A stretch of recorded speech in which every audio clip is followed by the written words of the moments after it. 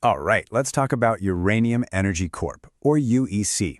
On December 10th, they had their big Q1 earnings call, and boy did management come out swinging. They painted this picture of a huge strategic shift, calling it a step change for the whole company. Sounds great, right? Well, the market didn't think so. The stock got hammered. So in this breakdown, we're going to dig right into that disconnect. You've got this super bullish story on one side and this really bearish reaction on the other. What's going on here? So this is how the call kicked off. You hear the CEO Amir Adnani say, this quarter was an exciting step change for UEC. He's basically telling everyone, look, don't just look at this as another boring financial report. He's framing it as this massive, pivotal moment, a fundamental transformation. It's about as bullish an opening as you can get. But this is what the market had to say about that step change. The stock finished the day down a whopping 7.5%. And that, right there, is the puzzle we're here to solve. I mean, how on earth does a CEO announce this game-changing moment for his company, only to see the stock just plummet? That's the big question we're going to get to the bottom of. Okay, so here's how we're going to break it all down. We'll start with the quarter's numbers. Then we'll get into what management's step change vision is all about. After that, we'll try to figure out the market's reaction, hit the key themes from the analyst Q&A, and wrap it all up with our outlook for the next call. All right, first up, the quarter by the numbers. And really, it's a tale of two cities. Zero revenue, but a whole lot of liquidity. So yeah, let's jump into the financials. These numbers dropped pre-market on December 10th, and they really tell a fascinating story. It's about a company that's clearly pouring a ton of money into its future, but, well, there's just nothing showing up on that top line just yet.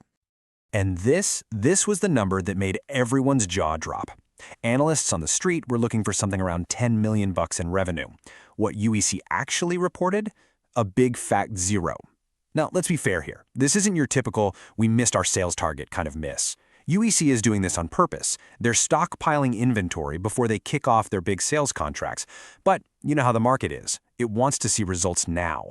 And for a lot of people, a zero is, well, it's a zero. But once you start digging a little deeper, the story gets a lot more interesting. Their earnings per share, or EPS, was a loss of 2 cents. Now, that might sound bad, but it was actually right in line with what analysts were expecting, maybe even a little bit better. And here's the really crucial part. The company is making stuff. They produced over 68,000 pounds of uranium this quarter, and they're doing it super efficiently, at a cash cost under $30 a pound, so they're not just sitting on their hands. And that brings us to their balance sheet, which, wow, you can really only call it a fortress. I mean, look at this. They're sitting on over $450 million in cash. Their total liquidity, that's cash, inventory, stocks, is almost $700 million. And maybe the best part? Absolutely zero debt. Plus, they're holding this huge stockpile of physical uranium, 1.36 million pounds of it. Management kept calling this a key strategic asset, and you can see why. Okay, let's talk about management's step change vision. It's all about building a fully integrated U.S. fuel supplier. So you've got this weird picture, right?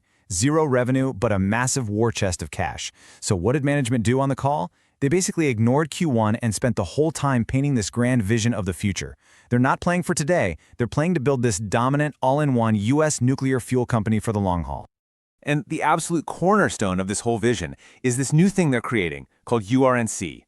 This is their big move into the uranium conversion business.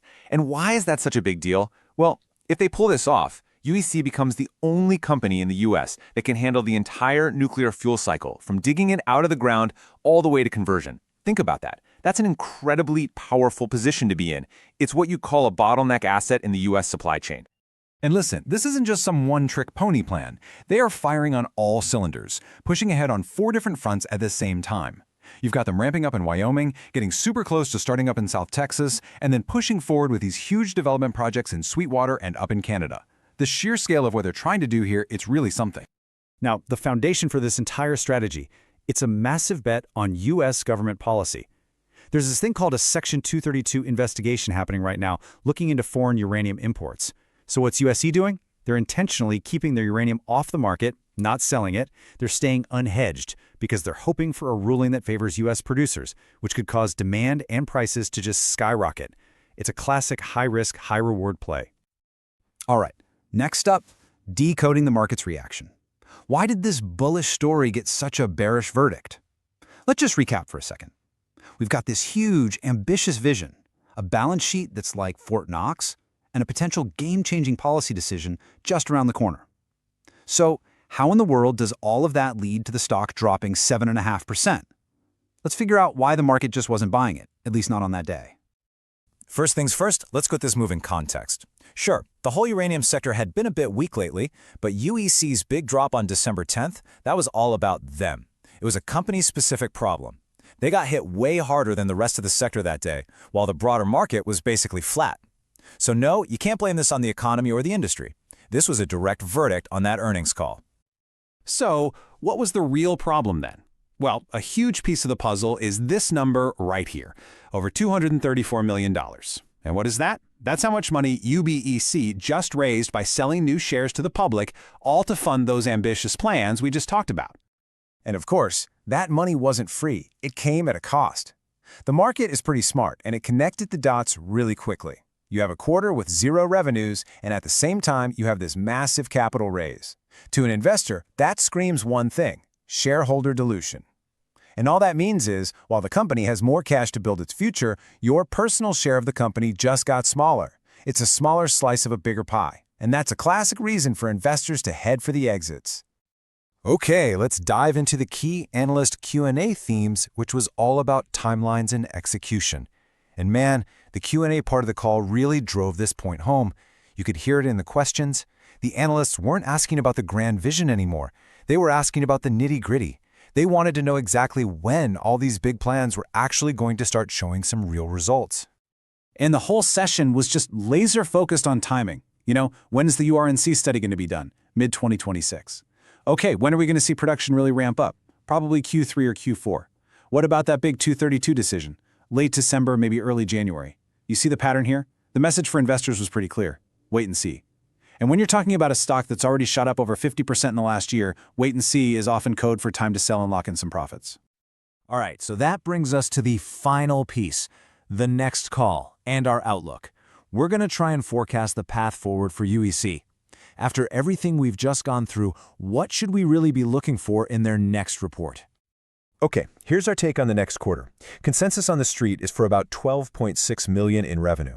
We think they can get there, but, and this is a big but, it all hinges on them getting their Burke Hollow facility up and running smoothly. We're still expecting a negative EPS because, they're still in this heavy spending and build-out phase.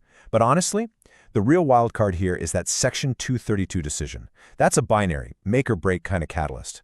How that goes will probably move the stock way more than whatever the Q2 numbers end up being. So when you boil it all down, you're left with a super clear bull versus bear thesis. The bull case? It's pretty straightforward. Management executes perfectly on all these projects, their big UR&C idea gets the stock re-rated by Wall Street, and that government policy decision comes in strong. The bear case? Well, it's the exact opposite. The production ramp-up, it snags, they have to sell more stock and dilute shareholders again, or that Section 232 decision is a dud. Any one of those things could cause this whole story to just stall out. And for all those reasons, we're giving UEC a rating of market perform. Look, the long-term potential here is absolutely huge. The vision they've laid out is genuinely compelling.